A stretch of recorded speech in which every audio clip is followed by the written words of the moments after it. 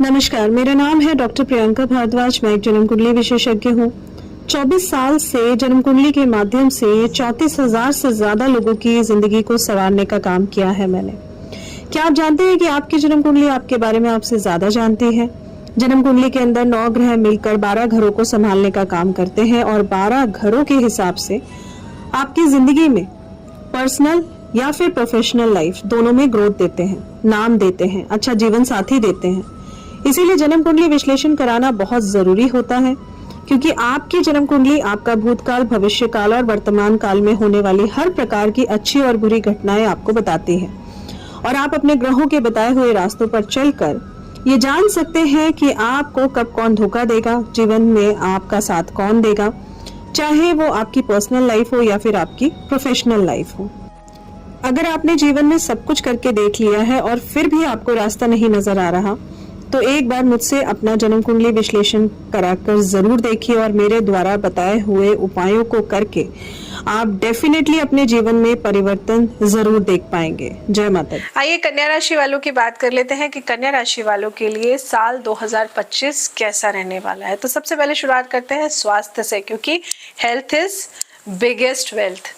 तो कन्या राशि वालों की बात करूं तो कहीं ना कहीं आप लोगों के लिए देखिए, आपके मई महीने तक आपके जो पहला भाव है वहां पर राहु केतु का प्रभाव रहेगा। तो स्वास्थ्य के दृष्टिकोण से ये अच्छा नहीं माना जाता है, लेकिन मई के बाद से इनका प्रभाव समाप्त हो जाएगा और स्वास्थ्य पहले के कंपैरिजन में और ज्यादा अच्छा हो जाएगा। मार्च के बाद से शनिदेव का गोचर आपके सप्तम भाव में जाकर आपके फर्स्ट हाउस पर दृष्टि डालेगा। तो इसके कारण स्वास्थ्य पूरी तरह से ठीक रहे ये जरूरी नहीं है, लेकिन फिर भी ठीक ठाक रहेगा, थोड़ा बहुत ठीक रहेगा। पुरानी जो समस्याएं हैं वो दूर होंगी, लेकिन कुछ नई समस्याएं भी आपको घेर सकती है। तो उसके लिए अपना उचित खान पान और अपनी एक्सरसाइज, टाइम पे वर्कआउट जरूरी है करना। खास तौर से कमर और कमर के निचले हिस्से की तकलीफ आपको ज्यादा परेशान कर सकती है। किसी भी तरीके की लापरवाही करना या प्रॉपर डॉक्टर से सलाह ना लेकर काम करना आपके लिए परेशानी को और ज्यादा बढ़ा देगा। जो एजुकेशन के क्षेत्र में है, आप को मेहनत तो देखो बहुत ज़्यादा करनी पड़ेगी। जो बच्चे पढ़ाई कर रहे हैं, साल की शुरुआत से लेकर मई का जो मंथ रहेगा वहाँ के मिड तक का पीरियड आपके लिए देवगुरु बृहस्पति का गोचर पूरी तरह से आपके लिए बहुत ही फेवरेबल रहने वाला है। मई के बाद का जो पीरियड रहेगा वो आपके कर्म स्थान पर देवगुरु एक तरह से आपके कर्म प्रभाव को बढ़ा देंगे। थोड़ी मेहनत के बाद अच्छे परिणाम मिल सकते हैं, मतलब ये आपकी मेहनत को थोड़ा कम कर देंगे और परिणाम बहुत अच्छे आपको निकल कर आएंगे, लेकिन मेहनत फिर भी करनी पड़ेगी। अब आप आलसियों की तरह पड़े रहेंगे और सोचेंगे मैं कुछ भी ना करूं, ऐसे ही मिल जाए, तो वो पॉसिबल नहीं होगा। लेकिन ये पीरियड बहुत अच्छा है कि 2% मेहनत कर लीजिए, 10% का लाभ आपको मिल जाएगा। इसके साथ ही में आपको जो ध्यान देना है वो ये है कि जब अधिक मेहनत करने की ज़रूरत नहीं होती है ना, तो हम आलस बढ़ जाता है, तो उस आलस को अपने से दूर रखिएगा। मई मंथ के बीच का जो पीरियड रहेगा, आपकी मेहनत के ग्राफ को बढ़ाने की आवश्यकता वहाँ पर रहेगी। तो ऐसा करने की स्थिति आपके लिए बहुत ही अच्छे परिणाम लेकर आएगी। जो लोग बिजनेस में हैं, आपके दशम भाव में देवगुरु बृहस्पति के गोचर को अच्छा नहीं माना जाता है, लेकिन धैर्य के साथ और पुराने आपके एक्सपीरियंस को लेकर अगर आप काम करते हैं तो आपको एक अच्छा परिणाम यहाँ पर देखने को डेफिनेटली मिल सकता है। क्योंकि देवगुरु बृहस्पति जब भी दशम भाव में होते हैं या उनकी दृष्टि होती है, तो ऐसा व्यक्ति ना बहुत ज़्यादा इमोशनल होकर चीज़ों को करने लगता है, जो कि उसी के लिए ख़राब साबित होता है। क्योंकि यहाँ बैठकर शनि आपको कहते हैं कि ज़्यादा इमोशंस में बहकर काम करोगे तो वो गलत है, तो इमोशन में बहकर काम नहीं करना है। मार्च महीने के बाद जब शनिदेव का गोचर सप्तम भाव में होगा तो आपके बिजनेस, व्यापार को ये थोड़ा सा धीमा कर देगा। लेकिन इन सब के बीच एक पॉजिटिव बात ये रहेगी कि सप्तम भाव में राहु केतु का जो प्रभाव है वो समाप्त हो जाएगा। तो इन सारी परिस्थितियों को ध्यान में रखते हुए अगर हम एक कंक्लूजन निकालें तो वो ये रहेगा कि इस वर्ष बिजनेस में कुछ आपको थोड़ा लगेगा कि एक स्टेबल सा हो गया, कुछ बड़ा नहीं है, उतना ही है।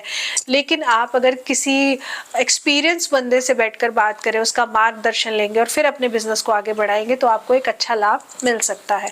जो लोग जॉब में हैं उन लोगों के लिए बीच बीच में थोड़ी बहुत परेशानियां देखने को मिल सकती हैं, लेकिन आपके लिए प्रमोशन के चांसेस बहुत अच्छे हैं। साल की शुरुआत से लेकर के मार्च तक का जो पीरियड रहेगा, शनि देव के गोचर की अनुकूलता आपकी नौकरी को मजबूती देगी। भले ही देखिए मेहनत बहुत ज़्यादा करनी पड़े, लेकिन आपके काम बनेंगे और आपके जो सीनियर लोग हैं ना, वो आपको आपके फेवर में बात को बोलेंगे। आपकी मेहनत की जो मैं बोलूँ ना, आपकी मेहनत रंग लाएगी एक तरह से। जिस मेहनत का आप इंतज़ार कर रहे थे, इतनी मेहनत इतने टाइम से कर रहे थे, वो रंग लाएगी।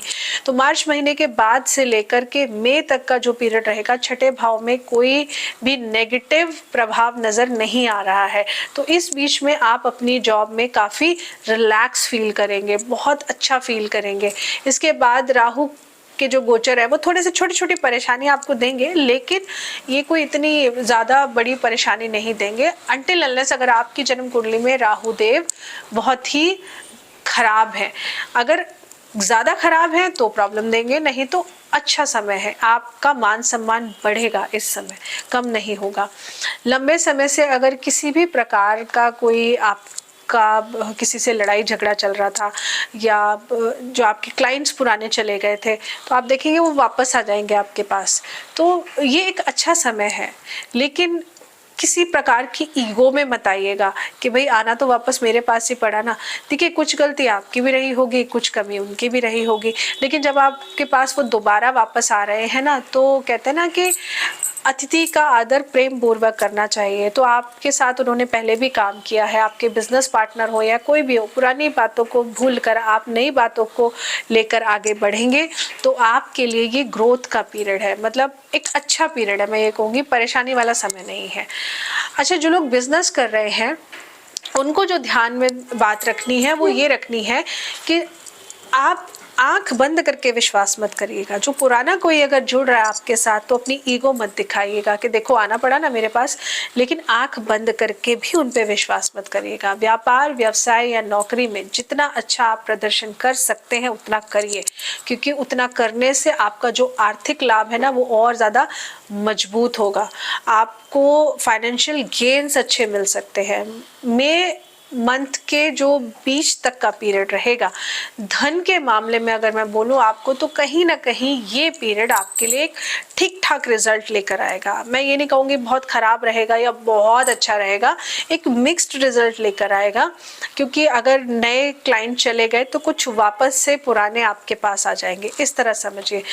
देवगुरु बृहस्पति का गोचर आपके लिए एक अच्छा पीरियड ही लेकर आएगा, ऐसे समझिए। और देवगुरु बृहस्पति धन भाव को जब भी देखते हैं तो धन को बचाने में भी ये भरपूर मदद करते हैं। तो आप कमाई भी करेंगे और धन को बचा भी पाएंगे, पर वो संभव तभी है जब आप ईगो स्टिक ना बने। आप अगर कोई पुराना वापस आ रहा है तो उसको भला बुरा मत बोलिए, प्यार से उसको वेलकम करिए, ये बहुत ज़रूरी है। एजुकेशन जिनकी चल रही है, आप लोगों को भी यही ध्यान देने की ज़रूरत है कि अगर किसी पुराने गुरु से जाकर कुछ सीखना है, कोई पुराना ट्यूशन टीचर आपने छोड़ दिया था लेकिन अब आपको पता मुझे उसकी मदद चाहिए, तो ले लीजिए। ईगो में मत आइए कि नहीं अब मैं उसे छोड़ चुका हूँ, अब मैं उसकी मदद नहीं मांगूंगा, ऐसा मत करिए, क्योंकि काम आपका है, जाना आपको पड़ेगा। तो ऐसा करने से 2025 में आपकी तरक्की को कोई नहीं रोक सकता है। बस अपनी ईगो को साइड में कर दीजिए, बाकी सब ठीक रहेगा। शुक्रदेव का गोचर भी ज्यादातर समय धन की रक्षा और उसकी सुरक्षा में ही आपकी सहायता करता रहेगा। तो इस तरह से मैं कह सकती हूँ कि आर्थिक मामलों के लिए ये साल आपके लिए बहुत ही बेहतर परिणाम लेकर आया है। लव लाइफ में मार्च के बाद शनिदेव का गोचर आपके सप्तम भाव में हो जाएगा। तो शनिदेव का गोचर यहाँ पर ना थोड़ा सा अच्छा नहीं माना जाता पर्सनल लाइफ के लिए, खास तौर से जिनकी शादी नहीं हुई है, हो सकता है आप जल्दबाजी में कोई ऐसा प्रपोजल चूज कर लें कि बाद में आपको पछताना पड़े। तो आप अगर शादी करना चाहते हैं, अपनी जन्म कुंडलियों का विवरण कराकर ही करिए, मैच मेकिंग कराकर ही करिए। साथ ही में आप जिससे भी शादी कर रहे हैं, आप उसके बारे में पूरी तरह से पहले जांच पड़ताल कर लीजिए। बाद में आपको कुछ ऐसी बातें सामने आए जिस वजह से आपका रिश्ता टूट जाए, ऐसा होगा तो आपको खराब लगेगा। तो पहले से ही सारी बातों का पता कर लीजिए, बहुत ज़रूरी है। पंचम भाव का स्वामी यानी कि शनिदेव आपके लिए मदद जरूर करेंगे, लेकिन कहीं ना कहीं टाइम पास कराने वाले लोग भी आपको ज्यादा मिलेंगे। तो इस बात से आपको बचना है। देवगुरु बृहस्पति का गोचर आपकी लव लाइफ के लिए मई मंथ के मिड तक ही अनुकूल रहेगा। वहीं पर शुक्र देव का गोचर ज़्यादातर समय आपके फेवर में ही रहने वाला है। तो कुछ विशेष स्थितियाँ परिस्थितियाँ आपके लिए अगर मैं बोलूँ लव लाइफ के लिए अच्छी बना रही हैं, लेकिन जो टाइम पास करने के लिए लोग आए हैं उनको दूर रखिए अपने से। जितना टाइम पास करने में आप बिजी हो जाएंगे ना कि मुझे भी टाइम पास करना है, तो वो जो टाइम पास आप कर रहे हो आप नहीं कर रहे हो, लोग आपके साथ कर रहे हैं। इस बात का ध्यान रखिएगा। तो अपने काम से काम जितना रखेंगे उतना ही आपके लिए बढ़िया रहेगा। आपकी कुंडली के अनुसार किसी धार्मिक यात्रा का प्लान अनएक्सपेक्टेडली बन जाएगा, जो कि बहुत बढ़िया रहेगा आपके लिए। मई के बाद का जो पीरियड है वो मैरिड लाइफ के लिए मैं कहूँ तो ठीक रहने वाला है। इनफैक्ट नई आपके लिए कुछ नई परिस्थितियां ऐसी बन जाएंगी कि राहु केतु का जो प्रभाव है आपके सप्तम भाव में दूर होकर आपकी जो गलतफहमियां हैं ना, तो जो भी खराब परिस्थितियां बनी थी उनको ये दूर कर देगा।